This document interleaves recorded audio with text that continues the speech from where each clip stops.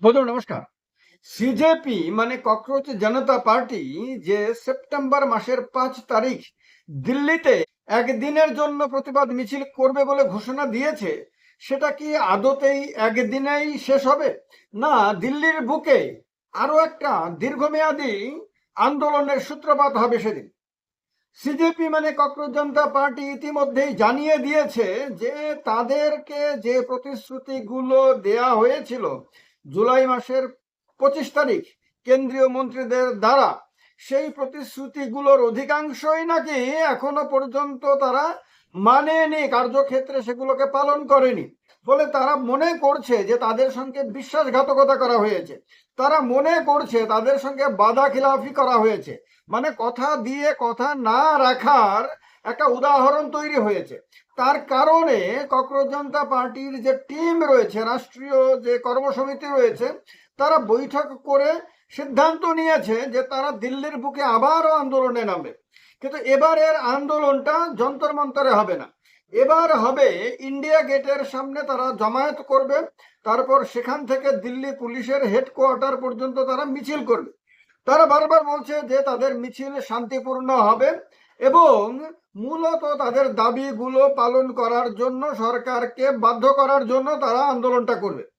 কিন্তু কথা হলো যে সাম্প্রতিক অতীতে তারা যে আন্দোলন করেছে দিল্লির বুকে যন্তর মন্তরে, জুন মাসের 20 তারিখ থেকে জুলাইয়ের 25 তারিখ পর্যন্ত, সেই আন্দোলন তো মূলত একদিনে হওয়ার কথা ছিল।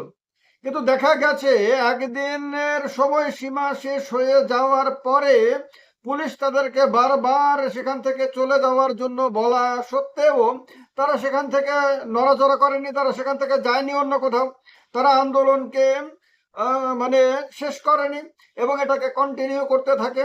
ধীরে ধীরে ধীরে ধীরে আন্দোলন বৃহৎ আকার ধারণ করতে করতে একটা সময় এই রকম অবস্থায় চলে আসে যে আন্দোলনে আপনার বিরাট সংখ্যক ছাত্রছাত্রী, বিরাট সংখ্যক যুবক যুবতী অংশগ্রহণ করে দিল্লির বুকে। কেউ কেউ বলে লক্ষ লক্ষ ছাত্রছাত্রী, তরুণ তরুণীর ভিড় জমে যায়, বিরাট সংখ্যায় জেনজিরা তাতে অংশগ্রহণ করে। এরপরে দিল্লিতে যখন তারা সংসদ মার্চ করে যন্তর মন্তর থেকে, তখন তাদের ওপরে দিল্লি পুলিশ এবং র্যাফের জওয়ানেরা ব্যাপকভাবে লাঠিচার্জ করেন এবং তাদের ওপরে প্যালেট গান পর্যন্ত ব্যবহার করার অভিযোগ ওঠে। তাছাড়া কাঁদানে গ্যাস ট্যাস ইত্যাদি তো হয়ই ব্যবহার। এবার সেই ঘটনার পরে পুরো চিত্রটা পাল্টে যায়। এরপরে এই আন্দোলন আরো বেশি গতি পায়, তাতে দেশের বিভিন্ন রাজ্য থেকে আরো বেশি যুবক যুবতীরা যায়। বিরোধী দলগুলো তীব্র সমালোচনায় ফেটে পড়ে, সরকারের বিরুদ্ধে তাদের ক্ষোভ প্রকাশ করতে থাকে। দেশের প্রধানমন্ত্রী এরপরে বাধ্য হয়ে মিডনাইটে রিল তৈরি করেন সোশ্যাল মিডিয়াতে।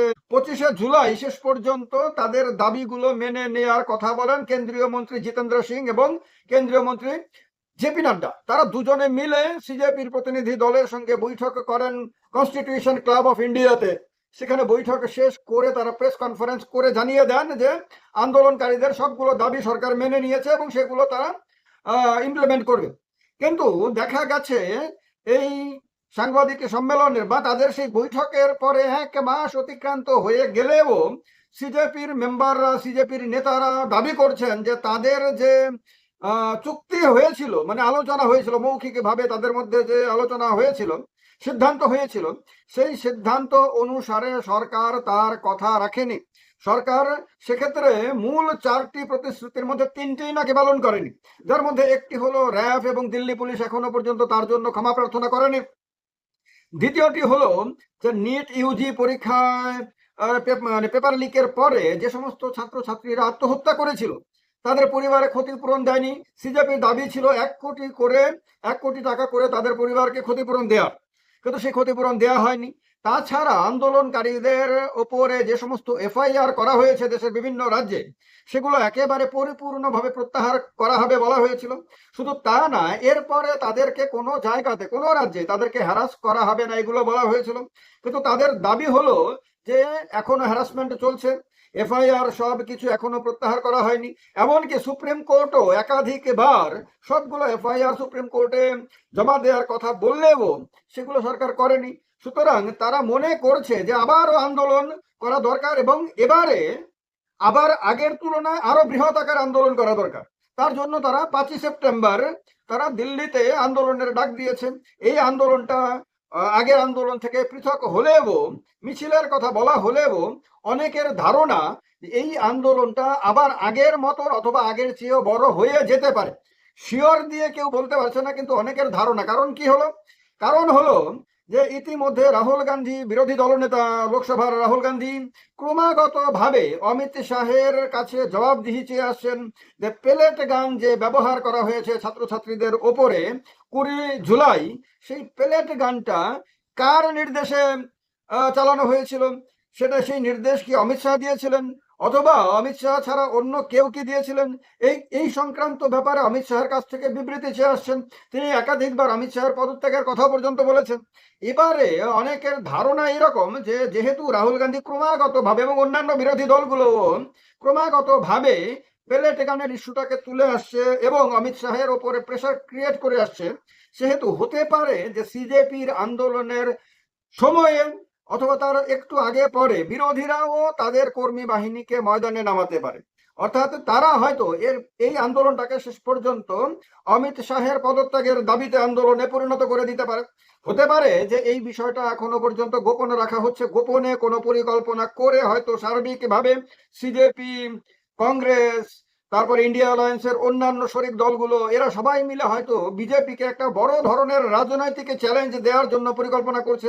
সুতরাং হতে পারে প্রাইমারিলি বিজেপি এবং সিজেপি মুখোমুখি, এরকমটা মনে হলেও শেষ পর্যন্ত হতে পারে যে বিজেপি ভার্সাস অল মুখোমুখি এরকম হয়ে যেতে পারে। তো তার কারণে কি কারণে এই জমায়েতের ডাক দেওয়া হয়েছে এটা মোটামুটি পরিষ্কার এখন সবার কাছে, যে তাদের যে আনফুলফিলড যে ডিমান্ডগুলো রয়েছে, যেগুলো এখনো সরকার পূরণ করেনি বলে তাদের অভিযোগ, সেই আনফুলফিলড ডিমান্ডগুলো ফুলফিল করার জন্য তারা এই জমায়েতের ডাক দিয়েছেন। সেখানে ইন্ডিয়া গেট থেকে দিল্লি পুলিশ হেডকোয়ার্টার পর্যন্ত তারা মার্চ করবেন। কিন্তু কথা হলো, এই মার্চ কি তাদেরকে করতে দেবে দিল্লি পুলিশ? ভারত সরকার, দিল্লি পুলিশ যে সরকারের অধীনে, দিল্লি সরকারের অধীনে কিন্তু দিল্লি পুলিশ না, ভারত সরকারের অধীনে স্বরাষ্ট্র মন্ত্রক থেকেই দিল্লি পুলিশকে পরিচালনা করা হয়।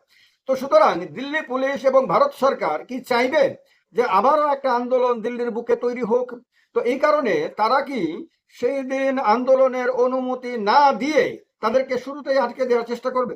বা ধরুন তাদেরকে আন্দোলনের অনুমতি দেওয়া হলো না এবং তারা তারপরেও পথে নামার সিদ্ধান্ত নিল, তাহলে কি অভিজিৎ দীপকে, সৌরভ দাস এবং আশুতোষ রাঙ্কা এবং অন্যান্য তাদের যে লিডারশিপ রয়েছে তাদেরকে কি গ্রেপ্তার করবে, অথবা তাদেরকে কি গৃহবন্দী করবে, অথবা তারা পথে নামলে সেখানেই তাদেরকে আটকে দেওয়া হবে? অর্থাৎ ইন্ডিয়া গেট পর্যন্ত তারা যাতে না যেতে পারে, তার চেয়ে যথেষ্ট দূরবর্তী স্থানে তাদেরকে আটকে দিয়ে এবং তারা যাতে বড় ধরনের জমায়েত করতে না পারে তার জন্য বিভিন্ন জায়গাতে হয় ক্র্যাকডাউন করা, না হয় ব্যারিয়ার তৈরি করে বিভিন্ন জায়গাতে তাদেরকে আটকে দিয়ে জলকামান, কাঁদানে গ্যাস ইত্যাদি ব্যবহার করে তাদেরকে ছত্রভঙ্গ করে দেওয়া। এই ধরনের কোনো কঠিন সিদ্ধান্ত কি ভারত সরকার নেবে? এবার কথা হলো, ধরে নিই আমরা যে সরকার এই ধরনেরই কোনো কঠিন সিদ্ধান্ত নিল যে ভাই আবারও দিল্লির বুকে যাতে বড় আন্দোলন করে সরকারকে সমস্যার মধ্যে ফেলতে না পারে, তাহলে কি আন্দোলনটা শেষ হয়ে যাবে? এবার যে রকম মুড দেখা যাচ্ছে, যেহেতু একবার তাদের আন্দোলন সফল হয়েছে, তারা ধর্মেন্দ্র প্রধানকে কেন্দ্রীয় মন্ত্রী সভা থেকে পদত্যাগ করতে বাধ্য করতে পেরেছে, সেহেতু তাদের তো মনোবল এখন অনেক হাই। সেহেতু তারা তো মনে করছে যে তারা পথে নামলেই, তারা আন্দোলন করলে পরে তার রেজাল্ট পাওয়া যাবে। সরকার দুর্বল হয়ে গেছে, প্রধানমন্ত্রী দুর্বল হয়ে গেছেন, স্বরাষ্ট্রমন্ত্রী দুর্বল হয়ে গেছেন, কেন্দ্রীয় মন্ত্রিসভাকে তারা এখন আর শক্তিশালী মন্ত্রিসভা বলে মনে করছে না। তারা মনে করছে যে জনগণ সরকারের বিরুদ্ধে চলে গেছে, তারা মনে করছে যে সরকারের ভেতরেও অনেক ধরনের ভিন্ন ভিন্ন মত রয়েছে, অনেক ধরনের সমস্যা রয়েছে। সুতরাং সরকারের ওপরে প্রেশার ক্রিয়েট করলে সরকার বাধ্য হয়ে তাদের দাবিগুলো মেনে নেবে। তো সুতরাং তারা তো সেই মনোবলটা যখন হাই আছে তখন তারা তো পিছিয়ে যেতে চাইবে না। এবার ধরে নিই আমরা যে এদেরকে গ্রেপ্তার করা হলো, তাহলে আন্দোলন কোন জায়গায় যেতে পারে? এখনো পর্যন্ত যতটুকু জানা গেছে, আইসা মানে যে ছাত্র সংগঠন, বামপন্থী ছাত্র সংগঠন, তারাও এই আন্দোলনকে সমর্থন করার কথাগুলো অলরেডি ঘোষণা করে দিয়েছে। অনুমান করা হচ্ছে যে বিরোধী দলগুলোও তাদের তরফ থেকে নানান রকম ভাবে সহযোগিতা করবে এই আন্দোলনে। এবার এই আন্দোলনকে যদি সরকার ক্র্যাকডাউন করতে চায়, যদি সরকার এই আন্দোলনকে আটকে দিতে চায় অথবা ছত্রভঙ্গ করে দিতে চায়, তাহলে যে দিল্লিতে আরো বেশি সংখ্যায় যে যুবক যুবতী সারা দেশ থেকে গিয়ে জড়ো হবে না, এরপরে যে যন্তর মন্তরের মতন হয়তো দিল্লির বুকে বিভিন্ন জায়গাতে যে আন্দোলন ছড়িয়ে ছিটিয়ে আন্দোলন শুরু হয়ে যাবে না, তা কি গ্যারান্টি দিয়ে বলা যায়? যন্তর মন্তরের অভিজ্ঞতার পরে গ্যারান্টি দিয়ে এটা বলা যাবে না যে যদি তাদের ওপরে পুলিশ বিভিন্ন রকম বল প্রয়োগ করে এবং তাদেরকে আন্দোলন করা থেকে জোর জবরদস্তি বিরত করার চেষ্টা করে, তাহলে এটা ওই দিনই মানে 25 মানে 5ই সেপ্টেম্বরই ওই আন্দোলন শেষ হয়ে যাবে, এরকমটা আর মনে করার মতন কোনো কারণ দেখা যাচ্ছে না। তো তার কারণে কেন্দ্রীয় সরকার এবং দিল্লি পুলিশ ডেফিনেটলি খুব সুচতুর ভাবে একটা মধ্যপন্থা অবলম্বন করার চেষ্টা করবে বলে মনে করা হচ্ছে। হতে পারে যে 5ই সেপ্টেম্বরের আগেই ভারত সরকার হয়তো সবগুলো এফআইআর সুপ্রিম কোর্টে জমা দিতে পারে। হতে পারে যে যেখানে যেখানে হ্যারাসমেন্টের অভিযোগ আসছে ছাত্রছাত্রীদের উপরে বা আন্দোলনকারীদের উপরে, সেখানে সেখানে হয়তো বিশেষ কোনো নির্দেশ দিতে পারে এগুলো যাতে না করা হয়, পুলিশ অপারেশন যাতে কোনো রকম ভাবে না করা হয়, কারোর বাড়িতে যাতে পুলিশ না যায়, কাউকে যাতে গ্রেপ্তার না করে, এবং সেই মামলাগুলো সবগুলো পেন্ডিং মামলাগুলো যাতে প্রত্যাহার করে নেওয়া হয়, এবং ওই তাদেরকে যারা মারা গেছে যে সমস্ত ছাত্রছাত্রীরা তাদের পরিবারে হয়তো একটা লামসাম অ্যামাউন্ট, সে 1 কোটি টাকাও হতে পারে বা তার চেয়ে সামান্য কম বা অনেকটা কম একটা অ্যামাউন্ট হয়তো তাদের পরিবারে ক্ষতিপূরণ হিসেবে দেওয়ার সিদ্ধান্ত নিয়ে সেটা হয়তো ঘোষণা করে দিতে পারে। এবং দিল্লি পুলিশের তরফ থেকে হয়তো একটা আপনার ফর্মাল হয়তো ডিক্লারেশন দিয়ে দেওয়া হতে পারে, যেখানে তারা হয়তো দুঃখ প্রকাশ করবে সেদিনের সেই লাঠি চার্জ এবং পেলেট গান ব্যবহারের জন্য। এরকম হয়তো বা, এটা আমার ধারণার কথা বলছি, হতে পারে আবার নাও হতে পারে। কিন্তু যেহেতু সরকার চাইছে না আর কোথাওই বড় কোনো আন্দোলন হোক, যেহেতু সরকার আর আগের মতন শক্তিশালী এটা কেউ মনে করছে না, সেহেতু হতে পারে যে সরকার একটা মধ্যপন্থা অবলম্বন করে এইটাকে এইরকম ভাবে মিনিমাইজ করে দিতে পারে। কিন্তু কথা হলো যে আন্দোলনকারীরা যদি দেখে যে তাদের ডাকে সাড়া দিয়ে ভালো সংখ্যক ছেলে মেয়ে দিল্লিতে জড়ো হলো, জেনজিরা জড়ো হলো এবং তারা উদ্দীপনাময় একটা অভিব্যক্তি প্রকাশ করলো এবং তাদের তরফ থেকে দাবি উঠলো যে এরপরে অন্য কোনো মন্ত্রীর পদত্যাগের দাবি করাটাই সমীচীন হবে। যেমন পেলেট গান ব্যবহার নিয়ে যেহেতু অমিত শাহ তাদের সব্বার নজরের মধ্যে রয়েছেন, যে তাকেই তারা অভিযুক্ত করছেন, তার এই পদত্যাগের কথা বিভিন্ন সময় বিভিন্ন জন বলেছেন, সেহেতু এবার যে তারা আবারও এরকম কোনো পদত্যাগের দাবি করে বসবেন না, বিশেষ করে অমিত শাহের পদত্যাগের দাবি করে বসবেন না, এটাও তো গ্যারান্টি দিয়ে বলা যায় না। ফলে 5ই সেপ্টেম্বর দিল্লিতে ককরোচ জনতা পার্টির এই আন্দোলন অত্যন্ত ক্রুশাল হতে যাচ্ছে। এই আন্দোলনটাকে শুরুতেই স্তিমিত করে দেওয়ার জন্য সরকার কোনো পরিকল্পনা নেয় না, আন্দোলন শুরু হওয়ার পরে তার উপর ক্র্যাকডাউন করে, সেটা দেখার জন্য আমাদের ডেফিনেটলি অপেক্ষা করতে হবে। আপনাদের কি ধারণা সেটা জানাবেন। আপনাদের কি মনে হয় যে ভারত সরকার তাদের দাবিগুলো যেগুলো এখনো অপরিপূর্ণ রয়েছে সেগুলোকে মেনে নিয়ে খুব শীঘ্রই এই পুরো যে প্রবলেমটা সেটার একটা ভালো সলিউশন খোঁজার চেষ্টা করবে, আর ওই আন্দোলন 5ই সেপ্টেম্বর দিল্লিতে ইন্ডিয়া গেটের সামনে যে আন্দোলনটা, সে আন্দোলনের আর দরকার হবে না, নাকি দিল্লির বুকে আরো একটা দীর্ঘমেয়াদী আন্দোলনের সূত্রপাত 5ই সেপ্টেম্বর হতে যাচ্ছে? এরকমটা কি মনে হয় আপনাদের? জানান কমেন্ট বক্সে কমেন্ট করে। ভালো লাগলে ভিডিওটাকে লাইক করবেন, শেয়ার করবেন, চ্যানেলটাকে সাবস্ক্রাইব করবেন, আর এই চ্যানেলের সঙ্গে যুক্ত হবেন জয়েন করে মেম্বার হিসেবে। ভালো থাকবেন। জয় হিন্দ, বন্দে মাতরম।